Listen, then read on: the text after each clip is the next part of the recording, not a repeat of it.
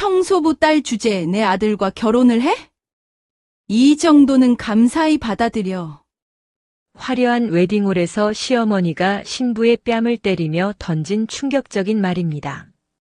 200명의 하객들이 숨을 죽이고 지켜보는 가운데 신부는 눈물을 참으며 고개를 숙였습니다.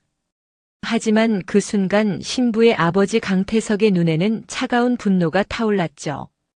과연 평범한 사업가로 알려진 강태석의 진짜 정체는 무엇일까요? 그리고 딸을 모욕한 사돈 집안에게 어떤 복수를 준비하고 있을까요? 시청 전에 구독과 좋아요 꼭 부탁드립니다. 영상 제작에 큰 힘이 됩니다.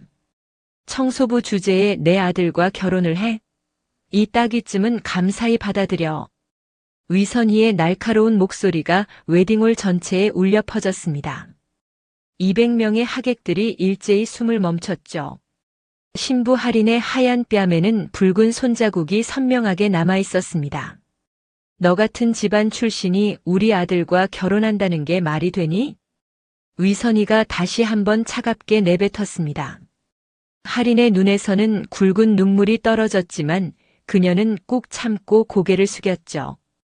웨딩홀의 화려한 샹들리에 아래에서 벌어지는 이 광경은 너무나도 대조적이었습니다. 축복받아야 할 순간에 모욕을 당하고 있는 신부의 모습이 안타까웠거든요. 어머님, 그러지 마세요. 오늘은 우리 결혼식인데요. 신랑 우진이 급하게 끼어들었습니다. 하지만 위선희는 아들을 날카롭게 쳐다봤습니다. 너는 입 다물어. 이건 어른들 문제야. 내가 끼어들 일이 아니라고. 우진은 더 이상 말하지 못하고 고개를 떨궜습니다. 평소 어머니의 권위에 눌려 살아온 그에게는 반박할 용기가 없었죠. 하객들은 웅성거리기 시작했습니다. 누군가는 휴대폰을 꺼내 촬영을 시작했고 또 다른 누군가는 고개를 절레절레 흔들며 혀를 찼죠. 결혼식장의 분위기는 순식간에 차가워졌습니다. 저기 신부 아버지 보세요. 얼굴이 새파래졌어요. 맞아요. 딸이 저렇게 당하는데 어떤 심정일까요? 저런 시어머니를 만나다니 신부가 불쌍해요. 하객들의 수군거림이 점점 커졌습니다. 강태석은 주먹을 꽉 쥔 채 그 모든 광경을 지켜보고 있었죠. 그의 얼굴에는 차가운 분노가 스며들어 있었습니다. 30년간 힘들게 키운 딸이 모욕당하는 모습을 보는 아버지의 심정은 형언할 수 없을 정도였거든요. 할인이 아버지를 향해 작은 고개짓을 했습니다. 참아달라는 신호였죠. 강태석은 딸의 간절한 눈빛을 보며 천천히 눈을 감았습니다. 하지만 그의 마음속에는 이미 복수의 불씨가 타오르기 시작했었죠. 아버지, 괜찮아요. 제가 참을게요. 오늘만 넘기면 되니까요. 할인이 작은 목소리로 속삭였습니다. 하지만 강태석의 마음속에는 이미 복수의 불씨가 타오르기 시작했죠. 평생을 밑바닥에서 기어올라온 그에게는 특별한 힘이 있었거든요. 위선희는 만족스러운 표정으로 주변을 둘러봤습니다. 자신이 원하는 대로 상황이 흘러가고 있다고 생각했거든요. 신부를 굴복시키고 자신의 위상을 확실하게 보여줬다고 만족해했습니다. 앞으로도 분수를 알고 살아야 할 거야. 우리 집안에 민폐 끼치지 말고 조용히 살라고. 네, 어머님. 앞으로 잘하겠습니다. 할인이 고개를 더욱 깊숙이 숙였습니다. 그 순간 강태석의 심장이 무너져 내리는 소리가 들렸죠. 평생 아껴 키운 딸이 이런 모욕을 당하는 모습을 보는 것은 죽음보다 고통스러웠습니다. 결혼식은 그렇게 차가운 분위기 속에서 진행됐습니다. 하객들은 계속 수군거렸고 신부는 내내 고개를 들지 못했죠. 신랑 우진조차 어머니의 눈치를 보며 제대로 신부를 챙기지 못했습니다. 축하드립니다. 정말 아름다운 결혼식이네요. 하지만 말하는 사람의 표정도 어색하기만 했죠. 네, 감사합니다. 형식적인 축하 인사들이 오갔지만 분위기는 어색하기만 했습니다.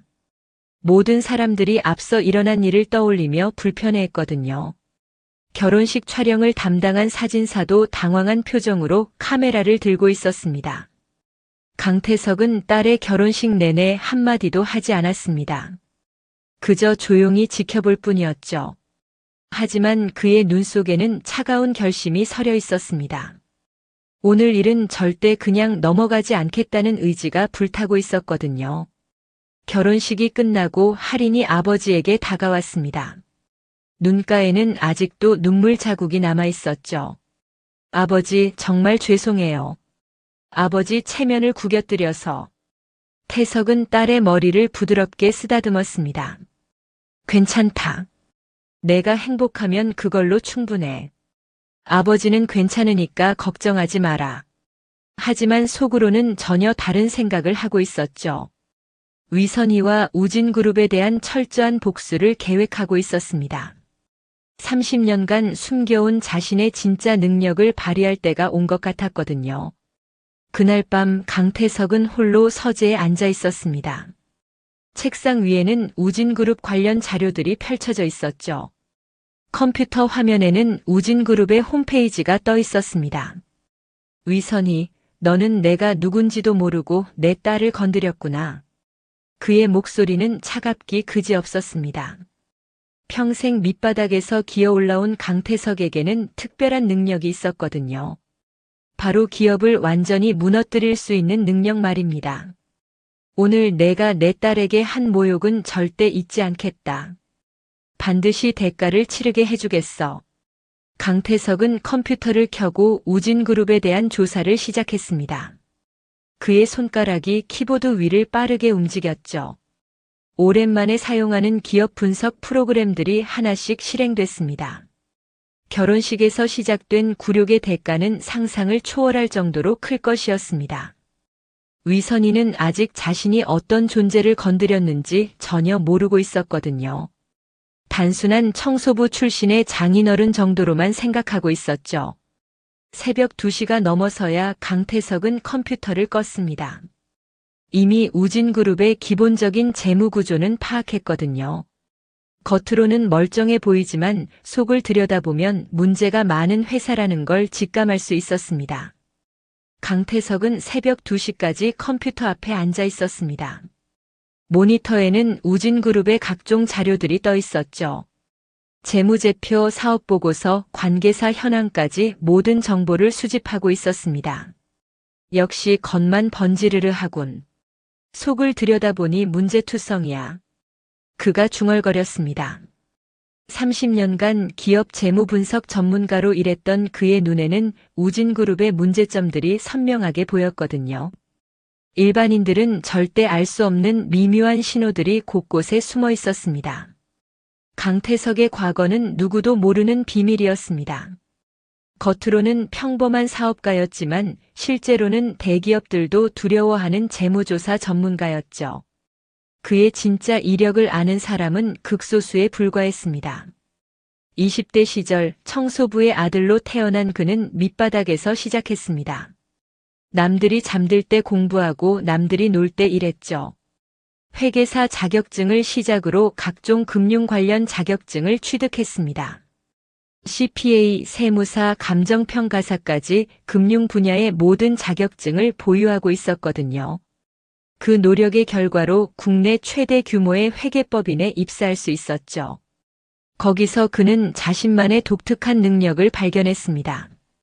바로 겉으로는 멀쩡해 보이는 기업의 숨겨진 문제점을 찾아내는 능력이었거든요.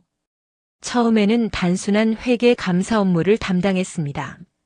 하지만 점차 복잡하고 민감한 사건들을 맡게 됐죠. 대기업의 분식 회계를 밝혀내고 정치권과 연결된 비자금을 추적하는 일들이었습니다. 수십 개의 기업이 강태석의 분석으로 무너졌습니다.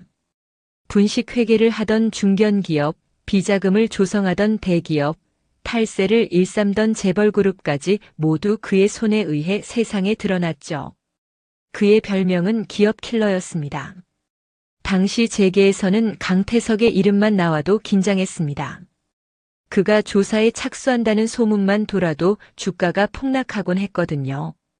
그만큼 그의 분석 능력은 정확하고 치명적이었습니다. 하지만 강태석은 더 이상 그 일을 하지 않았습니다. 딸 할인이 태어나면서 평범한 삶을 선택했거든요. 프랜차이즈 사업으로 전향해서 조용히 살아왔죠. 딸에게는 절대 아버지의 과거를 말하지 않았습니다. 그냥 평범한 아버지로 살고 싶어. 할인이가 나를 무서워하면 안 되니까. 강태석이 혼자 중얼거렸습니다. 하지만 이제는 다른 선택을 해야 할 때가 온 것 같았죠. 그런 그가 다시 예전의 모습으로 돌아가게 만든 건 바로 위선이었습니다. 딸아, 아버지가 누군지 이제 보여줄 시간이 왔구나. 강태석이 딸의 사진을 보며 속삭였습니다. 사진 속 할인은 웨딩드레스를 입고 환하게 웃고 있었지만 실제 결혼식에서는 눈물만 흘렸죠. 다음 날 아침 강태석은 오랜 동료에게 전화를 걸었습니다. 10년 넘게 연락하지 않았던 사람이었죠. 민수야, 나야. 강태석. 오랜만이지? 상대방은 강태석의 목소리를 듣고 놀란 듯 했습니다. 갑작스러운 연락에 당황하는 기색이 역력했죠. 형, 정말 오랜만이네요. 무슨 일이세요? 설마 다시 그 일을? 김민수는 현재 대형 로펌에서 일하는 변호사였습니다. 예전에 강태석과 함께 여러 기업 분석 작업을 했던 동료였죠. 강태석의 능력을 가장 잘 아는 사람 중 하나였습니다. 도움이 필요해. 우진그룹이라고 들어봤나? 우진그룹요? 중견기업인데 요즘 승승장구하고 있죠. 건설, 유통, 제조업까지 다양하게 사업하고 있고요. 왜요? 분석해봐야 할 것 같아. 김민수는 강태석의 말에 긴장했습니다. 그가 다시 기업 분석에 나선다는 건 어떤 기업이든 위험하다는 뜻이었거든요. 형이 움직인다는 건 뭔가 큰 문제가 있다는 거죠? 혹시 개인적인 일인가요? 내 딸을 건드렸어. 그 한마디로 김민수는 모든 걸 이해했습니다. 강태석이 딸을 얼마나 사랑하는지 잘 알고 있었거든요. 그리고 그런 강태석을 화나게 만든 상대방이 어떤 결말을 맞게 될지도 예상할 수 있었습니다. 알겠습니다. 제가 아는 선에서 자료를 모아보겠습니다. 며칠 시간을 주세요. 고맙다. 옛날처럼 철저하게 해줘. 강태석은 다른 옛 동료들에게도 연락을 취했습니다. 회계사, 세무사, 금융 전문가들이 모두 그의 부탁을 거절할 수 없었죠. 과거 함께 일하며 쌓은 신뢰와 의리가 있었거든요. 30년간 쌓아온 인맥이 다시 움직이기 시작했습니다. 각자의 위치에서 우진그룹에 대한 정보를 수집하기 시작했거든요. 마치 거미줄처럼 연결된 네트워크가 작동하기 시작한 것이죠. 강태석은 홀로 우진그룹의 재무제표를 분석했습니다. 겉으로는 건전해 보였지만 자세히 들여다보니 이상한 부분들이 보였죠. 현금 흐름이 이상해. 매출은 늘어나는데 실제 현금이 부족하다고. 이건 명백히 자금 조달에 문제가 있다는 신호야. 그의 경험으로는 이런 패턴이 나타날 때 대부분 비자금이나 분식 회계가 있었습니다. 정상적인 영업 활동으로는 설명이 안 되는 현금 흐름이었거든요. 자세히 봐야겠군. 틀림없이 숨겨둔 게 있을 거야. 강태석은 밤새 자료를 분석했습니다. 위선이는 아직 자신이 어떤 존재를 건드렸는지 전혀 모르고 있었습니다. 평범한 청소부 집안의 사돈 정도로만 생각하고 있었거든요. 하지만 곧 그녀는 깨닫게 될 것이었습니다. 새벽 3시 강태석의 눈이 모니터에 고정되어 있었습니다. 그는 우진그룹의 해외 송금 내역을 추적하고 있었죠. 복잡하게 얽혀있는 해외 거래 구조를 하나씩 풀어가고 있었습니다. 이게 뭐지? 이상하네. 화면에 나타난 숫자가 그의 주의를 끌었습니다. 페이퍼 컴퍼니로 추정되는 해외 법인으로 80억 원이 송금되어 있었거든요. 그것도 복잡한 경유지를 거쳐서 말이죠. 일반적인 사업 거래라면 이렇게 복잡한 경로를 거칠 이유가 없었습니다. 명백히 자금을 숨기기 위한 수법이었죠. 강태석은 이런 패턴을 수없이 봐왔기 때문에 한눈에 알아볼 수 있었습니다. 역시 그렇군. 내 예상이 틀리지 않았어. 강태석이 차가운 미소를 지었습니다. 30년간의 경험이 틀리지 않았거든요. 우진그룹에는 분명 숨겨진 비자금이 있었습니다. 그는 더 깊이 파고들기 시작했습니다.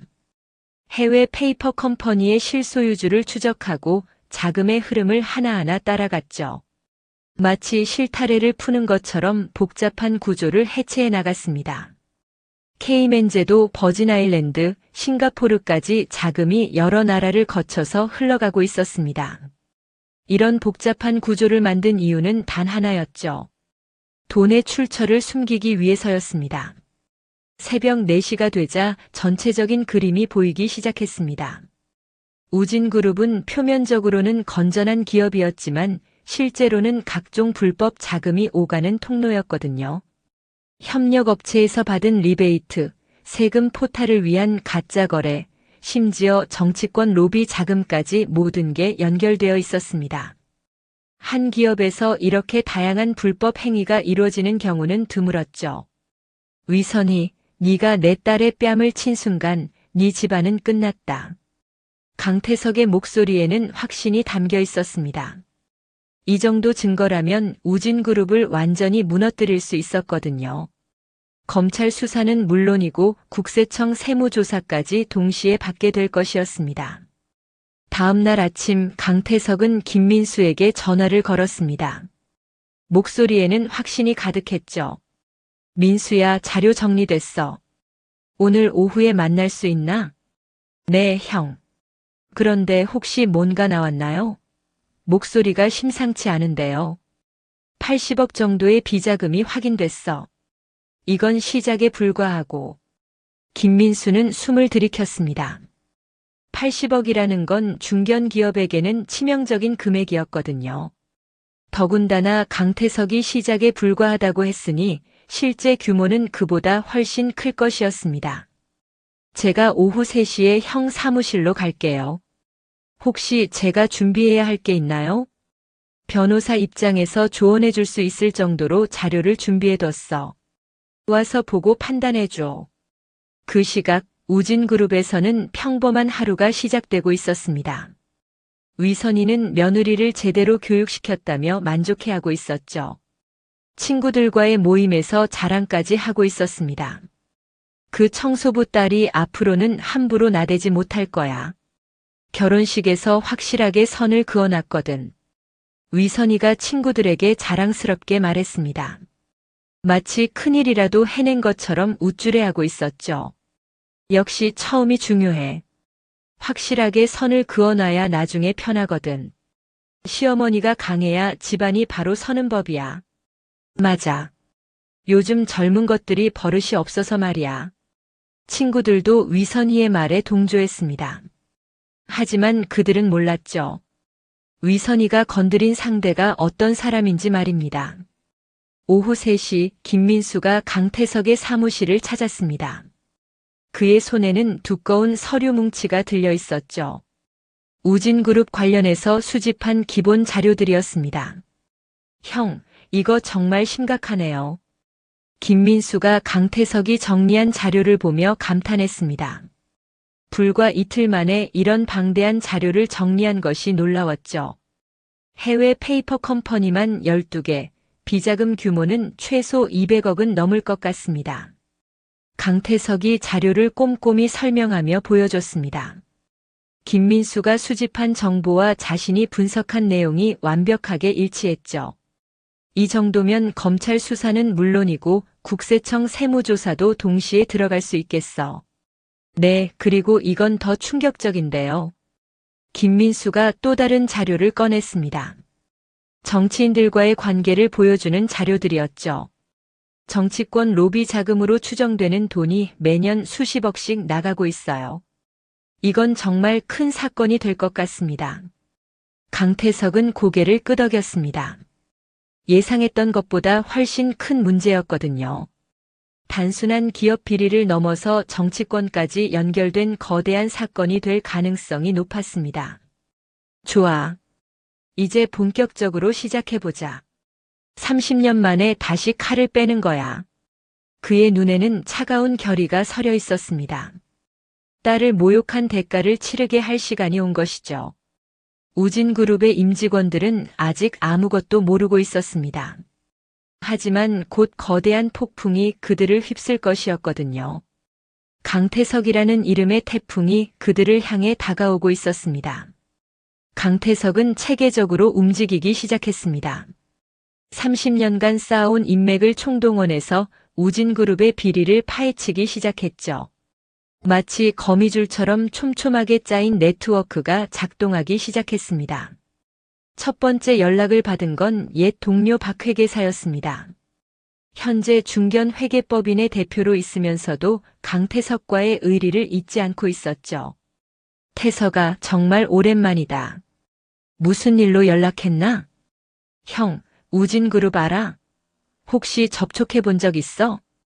우진그룹? 아, 그 회사.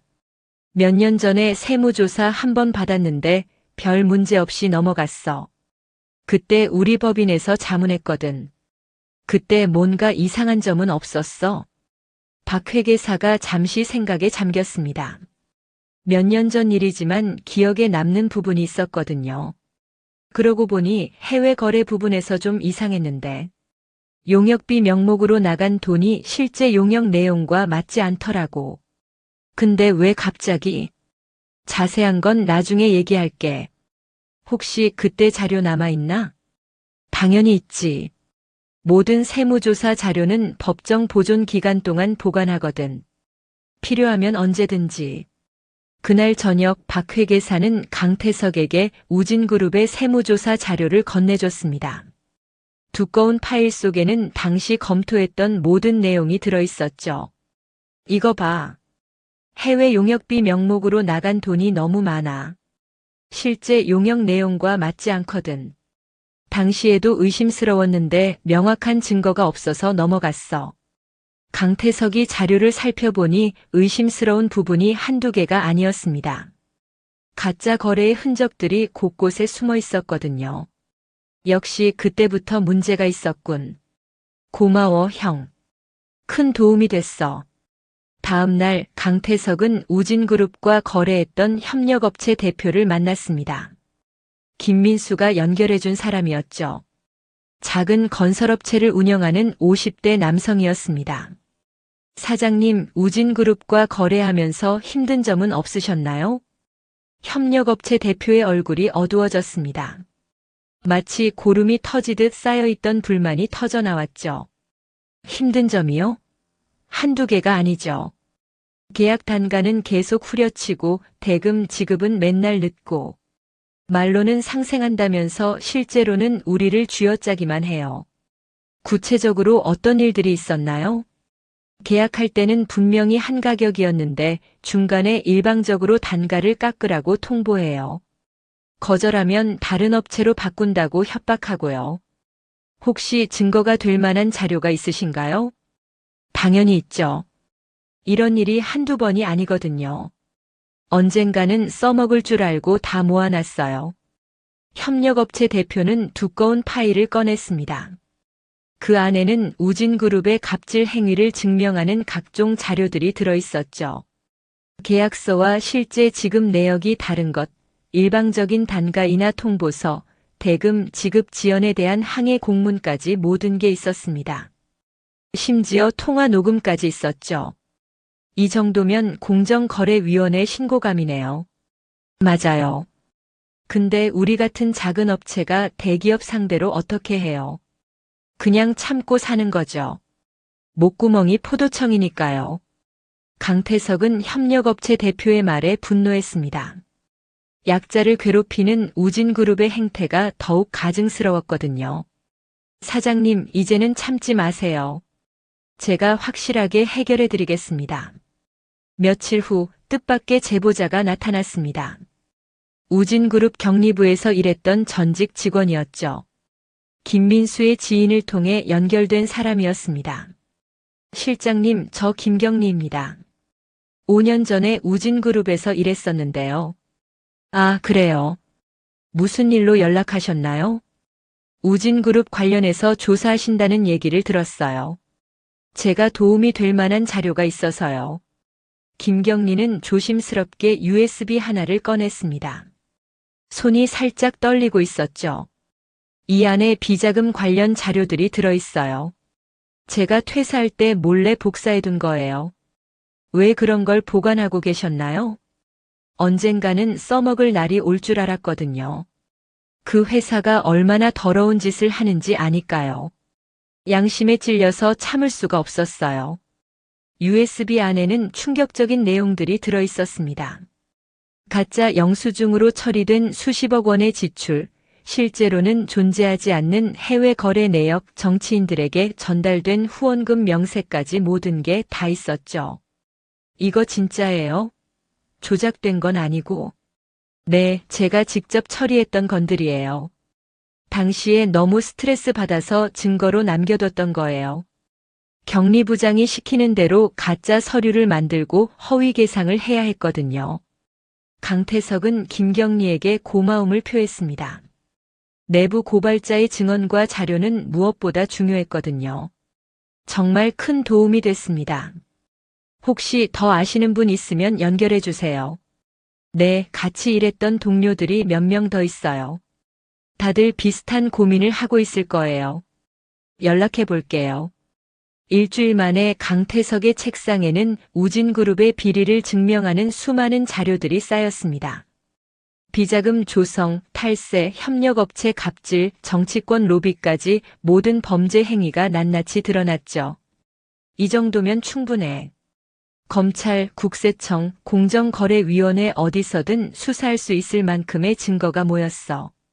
강태석이 만족스러운 표정으로 중얼거렸습니다. 이제 우진그룹을 완전히 무너뜨릴 준비가 끝났거든요. 위선희는 아직도 자신이 얼마나 큰 실수를 했는지 모르고 있었습니다. 하지만 곧 깨닫게 될 것이었죠. 강태석이 단순한 장인어른이 아니라는 걸 말이죠.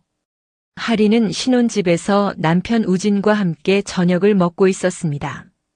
결혼한 지 일주일이 지났지만 아직도 결혼식에서 일어난 일이 마음에 걸렸죠. 그런데 갑자기 전화벨이 울렸습니다. 여보세요? 하린이 전화를 받자 차가운 목소리가 들려왔습니다. 위선희의 목소리였죠. 며느리 맞지? 나 위선희야. 어머님?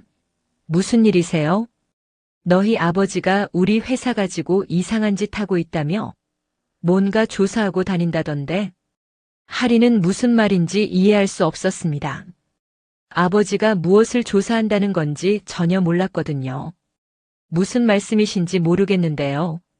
아버지가 뭘 하셨다는 거예요? 모르는 척 하지 마.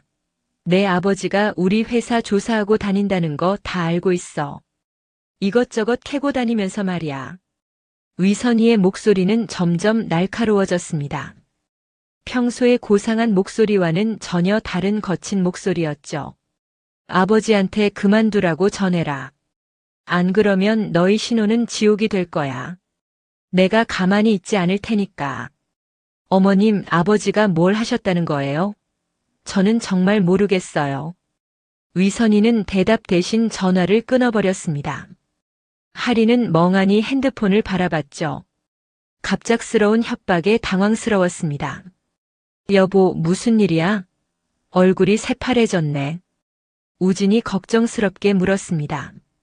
어머님이 우리 아버지가 회사 조사를 하고 있다고 하시는데 무슨 말인지 모르겠어. 그만두라고 전화라면서 협박까지 하시고. 우진의 얼굴이 굳어졌습니다. 그도 최근 어머니가 예민해하고 있다는 걸 느끼고 있었거든요. 회사에서도 뭔가 불안해하는 기색이 역력했죠. 아마 오해일 거야. 장인어른이 뭘 하시겠어. 평범한 프랜차이즈 사업자신데. 하지만 우진의 말과 달리 위선희의 협박은 더욱 심해졌습니다. 하린에게 연속으로 전화가 오기 시작했거든요. 그날 밤 하린에게 또 전화가 왔습니다. 이번에는 더욱 노골적이었죠.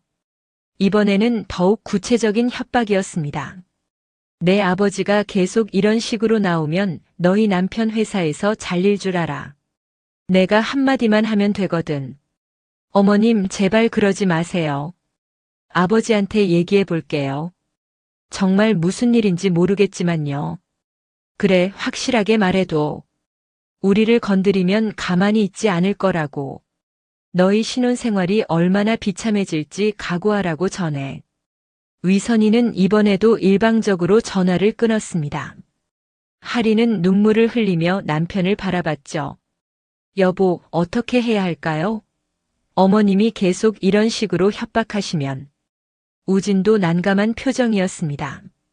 어머니의 성격을 잘 아는 그로서는 이 상황이 쉽게 해결되지 않을 것 같았거든요.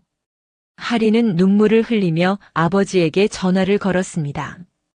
더 이상 혼자서는 견딜 수 없었거든요. 아버지, 저 할인이에요. 응, 딸아. 무슨 일이야? 목소리가 이상하네. 혹시 무슨 일 있었어? 어머님이 아버지가 회사 조사를 하고 있다면서 위협 전화를 하세요. 그만두지 않으면 저희 신혼이 지옥이 될 거라고. 강태석의 얼굴이 차갑게 굳었습니다. 위선이가 직접 딸을 협박했다는 사실에 분노가 치밀어 올랐거든요. 또 뭐라고 했는데?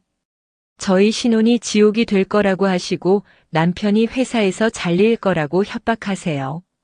아버지, 정말 뭔가 하고 계신 거예요? 그 순간 강태석의 분노가 폭발했습니다. 딸을 한 번 모욕한 것도 모자라 이제는 직접 협박까지 하고 있었거든요. 그래, 알겠다. 걱정하지 마라. 아버지가 처리할게.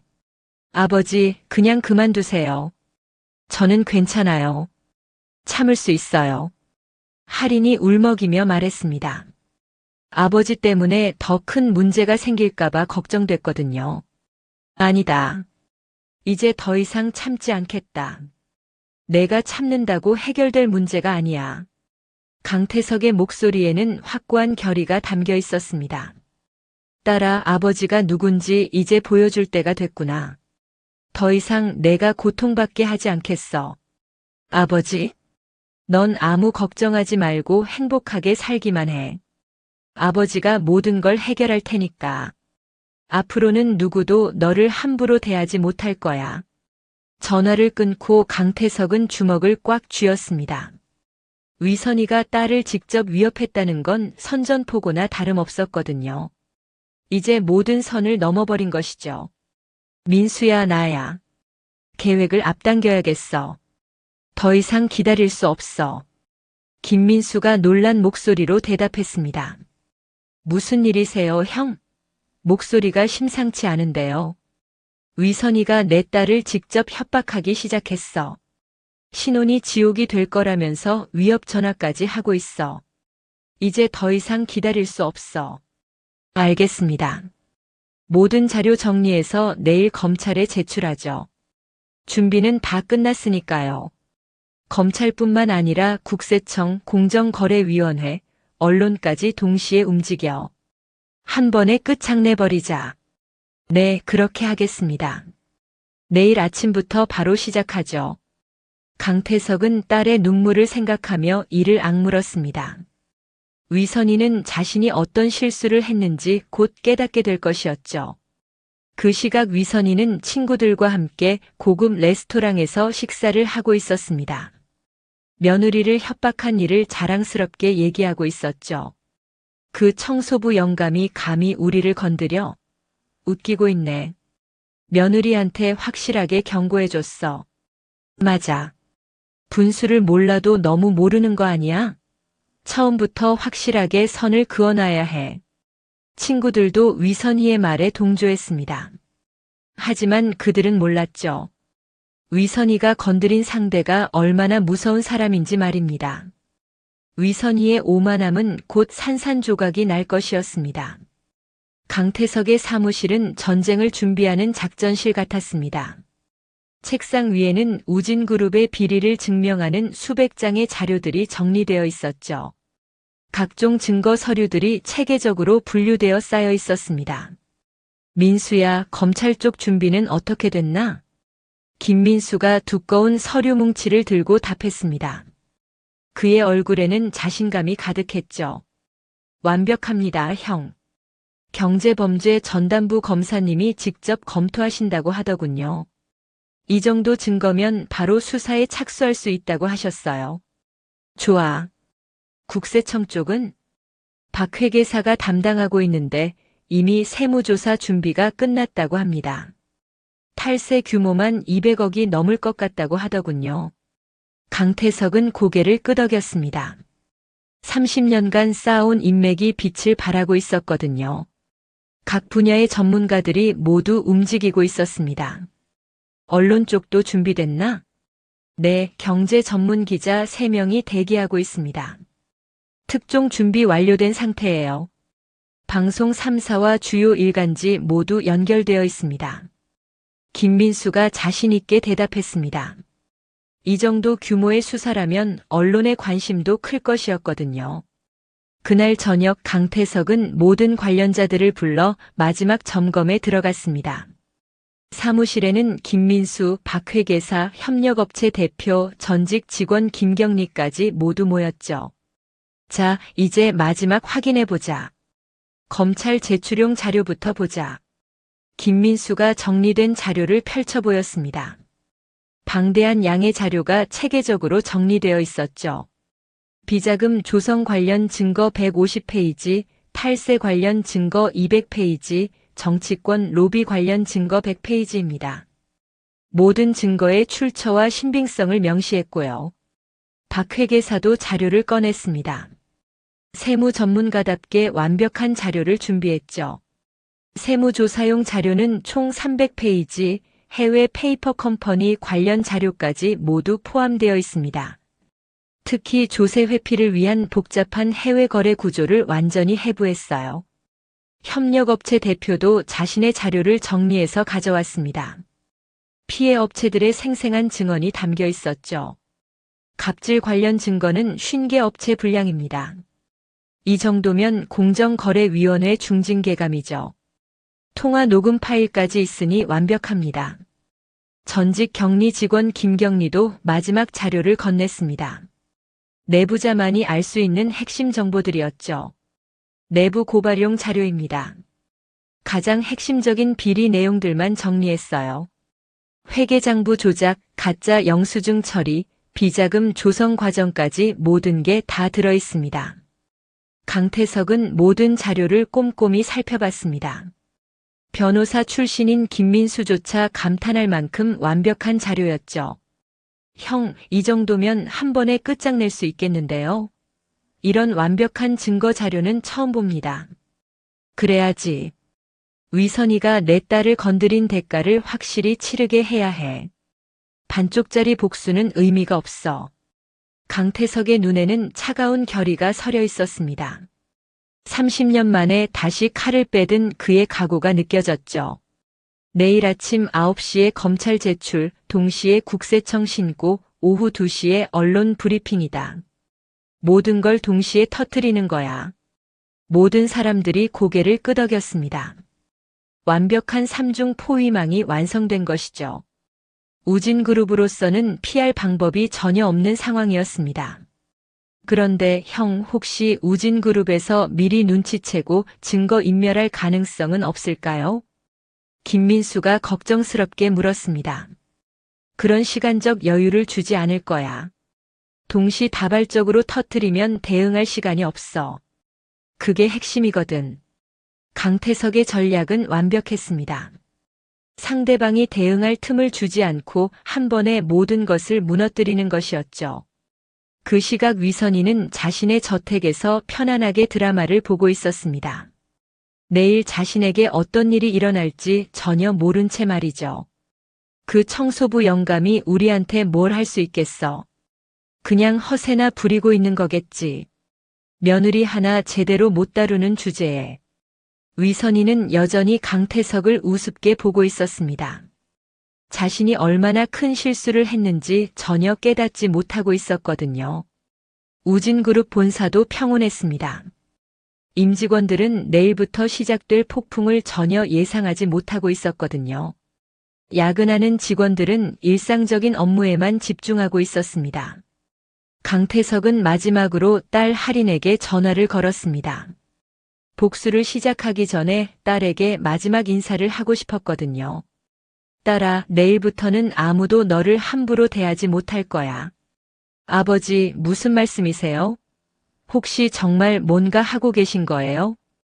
곧 알게 될 거다. 아버지가 누군지 말이야. 그리고 내가 얼마나 소중한 존재인지도. 아버지, 위험한 일은 하지 마세요.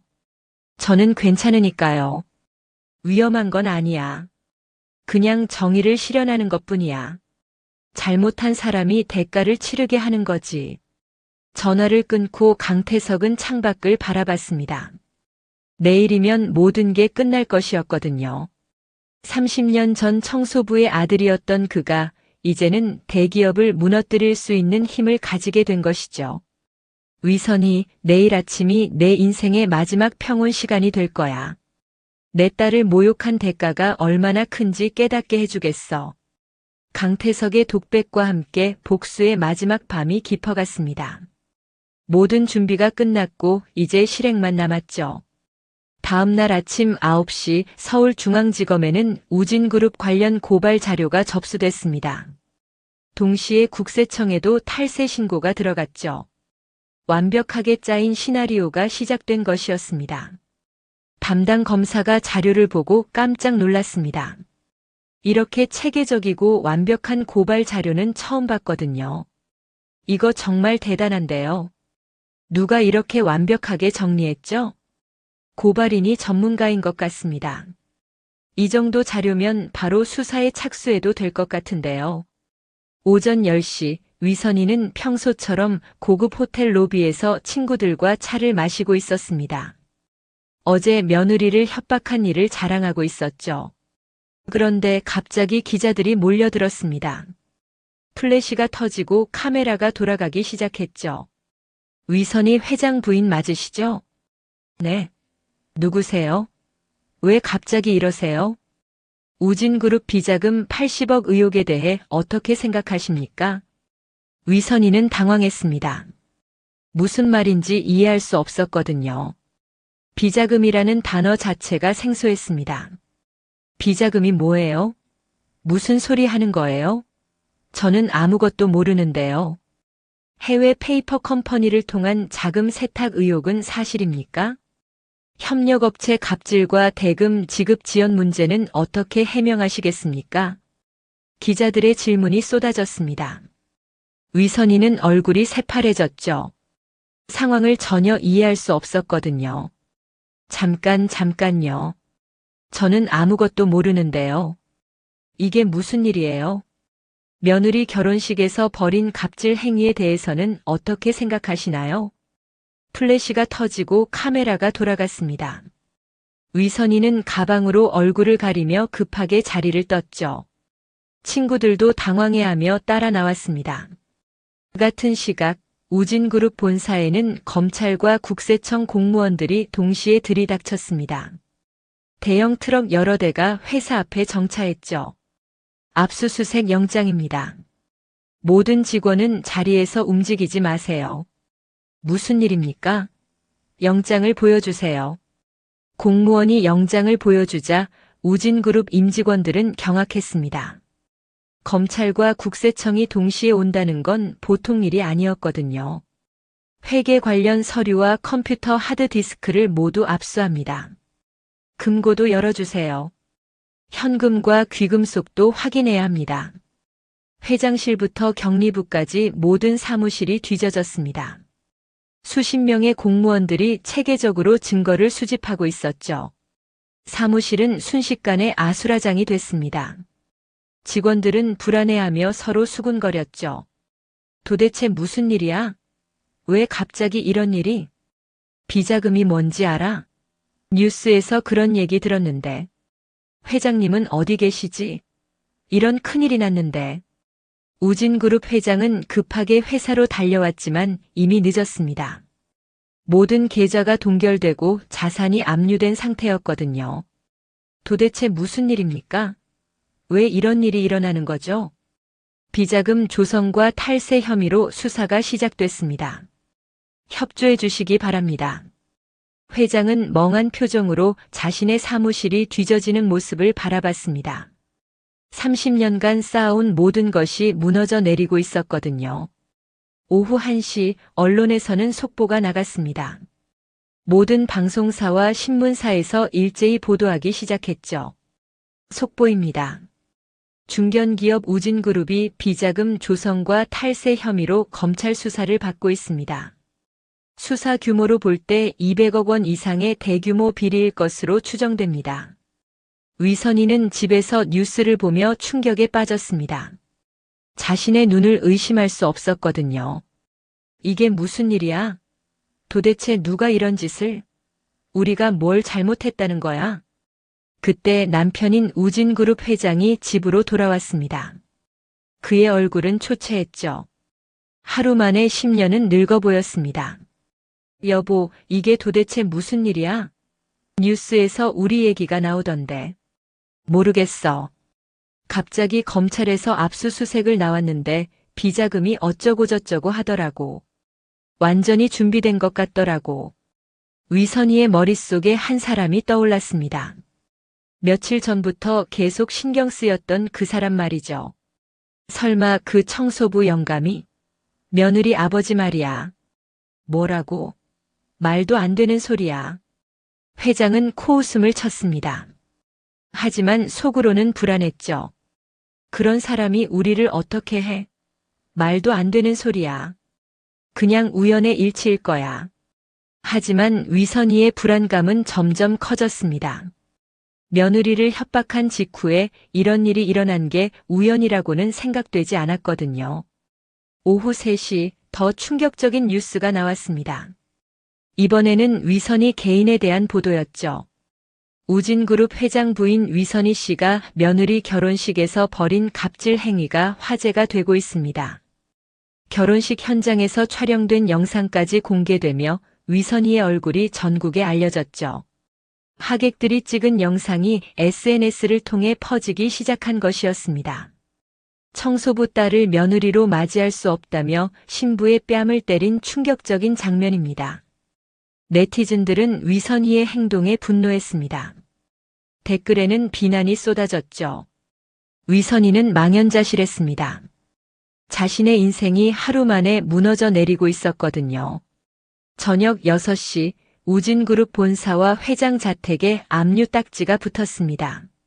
명품 가방, 고급 자동차, 보석까지 모든 것이 압류됐죠. 이럴 수가 없어. 우리가 무너질 리 없어. 30년간 쌓아온 건데. 위선희가 절규했지만 현실은 냉혹했습니다. 30년간 쌓아온 부와 권력이 하루 만에 사라진 것이죠. 그날 밤 뉴스에서는 우진그룹 몰락에 대한 특집 방송이 나왔습니다. 일개 중견기업이 어떻게 이렇게 빠르게 무너질 수 있었을까요? 전문가들은 완벽한 증거 자료와 동시다발적인 수사가 결정적이었다고 분석했습니다. 이 정도로 체계적인 고발은 전문가가 아니면 불가능합니다. 누군가 치밀하게 준비한 것 같습니다. 위선희는 그제서야 깨달았습니다. 자신이 건드린 상대가 어떤 사람인지 말이죠. 단순한 청소부 출신이 아니라는 것을 말입니다. 다음 날 아침 전국의 뉴스는 우진그룹 관련 속보로 가득했습니다. 모든 언론이 이 사건에 집중하고 있었죠. 우진그룹 회장 부인 위선희, 무릎 꿇고 공개 사과. 위선희는 기자들 앞에서 고개를 숙이고 있었습니다. 어제까지만 해도 오만하던 모습은 온데간데 없었죠. 화려했던 옷차림 대신 수수한 정장을 입고 있었습니다. 청소부 딸을 며느리로 맞이해 모욕했던 제 잘못을 깊이 반성합니다. 그녀의 목소리는 떨리고 있었습니다. 하루 만에 인생이 바뀌었다는 충격이 고스란히 드러났죠. 특히 결혼식에서 신부분의 뺨을 때린 것은 변명의 여지가 없는 잘못이었습니다. 정말 부끄럽고 죄송합니다. 기자들의 플래시가 터지고 질문이 쏟아졌습니다. 앞으로 며느리분께 어떻게 사과하실 건가요? 직접 찾아뵙고 용서를 구하겠습니다. 제가 얼마나 큰 실수를 했는지 이제 깨달았습니다. 며느리뿐만 아니라 장인어른께도 진심으로 사죄드리겠습니다. 혹시 장인어른이 이번 사건과 관련이 있다고 생각하시나요? 위선이는 잠시 망설였습니다. 이제야 강태석이 어떤 사람인지 짐작할 수 있었거든요. 그런 추측은 하고 싶지 않습니다. 다만 제가 너무 잘못했다는 것만은 확실합니다. 위선이의 사과는 모든 방송사에서 생중계됐습니다. 전 국민이 지켜보는 앞에서 굴욕적인 사과를 하고 있었죠. 그 시각 하리는 신혼집에서 뉴스를 보고 있었습니다. 눈물이 주르륵 흘러내렸죠. 복잡한 감정이 밀려왔습니다. 여보, 괜찮아? 우진이 걱정스럽게 물었습니다. 자신의 어머니가 이런 일을 당하는 것도 충격이었지만 아내의 마음이 더 걱정됐죠. 응, 괜찮아. 그냥 감정이 복잡해서.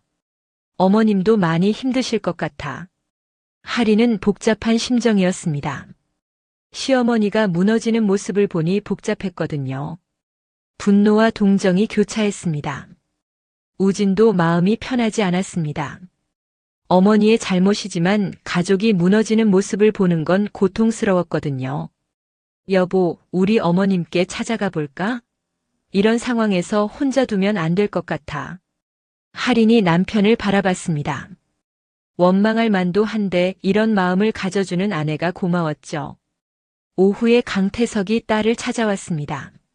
며칠 만에 보는 아버지의 모습은 평소와 다름없었죠. 아버지. 할인이 아버지를 보자마자 울음을 터뜨렸습니다. 그동안 참았던 모든 감정이 한꺼번에 쏟아져 나왔거든요. 고생 많았다, 딸아. 강태석이 딸을 품에 안았습니다. 따뜻한 아버지의 품속에서 할인은 한참을 울었죠. 아버지, 정말 아버지가 한 일이에요? 뉴스에서 나오는 그 일들 말이에요. 그래. 내가 모욕당하는 걸 보고 참을 수 없었어. 아버지로서 당연히 해야 할 일이었어. 할인은 아버지의 품에서 한참을 울었습니다. 그동안 참았던 모든 감정이 터져 나왔거든요. 결혼식에서의 굴욕, 협박, 전화, 모든 게 주마등처럼 지나갔습니다. 아버지는 왜 진작 말씀 안 하셨어요? 아버지가 그런 대단한 분인 줄 몰랐어요. 대단한 게 아니야. 그냥 내 딸을 지키고 싶었을 뿐이야. 아버지라면 당연히 해야 할 일이었어. 강태석의 목소리는 따뜻했습니다. 복수를 완성했지만 그의 마음에는 평화가 찾아왔죠. 앞으로 누구에게도 고개 숙이지 마라. 넌 당당한 내 딸이다. 그 누구보다 소중하고 가치 있는 사람이야. 내 아버지. 이제 정말 당당하게 살 거예요. 할인이 고개를 끄덕였습니다. 이제 더 이상 누구 앞에서도 위축되지 않을 자신이 생겼거든요. 저녁에 우진이 장인어른께 인사를 드렸습니다. 며칠 전과는 완전히 달라진 태도였죠. 장인어른 죄송합니다. 어머니가 너무 심하게 했습니다. 정말 부끄럽습니다. 내가 잘못한 게 아니잖아. 그리고 이제는 다 끝난 일이야. 앞으로만 생각하자. 강태석은 사위를 따뜻하게 대했습니다. 복수는 끝났고 이제 화해할 시간이었거든요. 앞으로 할인이만 잘 챙겨주면 돼. 그게 제일 중요한 거야. 네, 꼭 그렇게 하겠습니다. 할인이를 평생 행복하게 해드리겠습니다. 며칠 후 위선이가 직접 할인을 찾아왔습니다. 예전의 거만한 모습은 완전히 사라져 있었죠. 수척해진 얼굴에 깊은 후회가 서려 있었습니다. 할인아, 미안하다. 정말 미안해. 위선이가 고개를 깊숙이 숙였습니다. 며느리에게 이렇게 사과하는 것이 처음이었죠. 결혼식에서 너에게 한 행동이 얼마나 잘못된 건지 이제 깨달았어. 네가 얼마나 좋은 아이인지도 몰랐고. 할인은 시어머니를 바라봤습니다. 예전의 차가운 시선 대신 따뜻한 눈빛으로 바라봤죠. 어머님도 많이 힘드셨을 거예요. 저도 이해해요. 너가 이렇게 너그럽게 대해줘서 고마워. 앞으로는 정말 좋은 시어머니가 되고 싶어. 너가 행복한 것이 우리 가족 모두의 행복이라는 걸 깨달았어. 두 사람은 서로를 껴안았습니다. 그동안의 오해와 갈등이 모두 풀리는 순간이었죠. 진정한 화해가 이루어진 것이었습니다. 그날 저녁 강태석은 딸과 함께 조용한 레스토랑에서 식사를 했습니다. 오랜만에 아버지와 둘만의 시간이었죠. 아버지, 정말 고마워요. 아버지가 아니었다면 계속 고개 숙이고 살았을 거예요. 그럴 필요 없어. 넌 누구보다 당당하게 살 자격이 있는 사람이야. 내가 그걸 보여주고 싶었어. 강태석이 딸의 손을 잡았습니다. 따뜻한 아버지의 손길이었죠.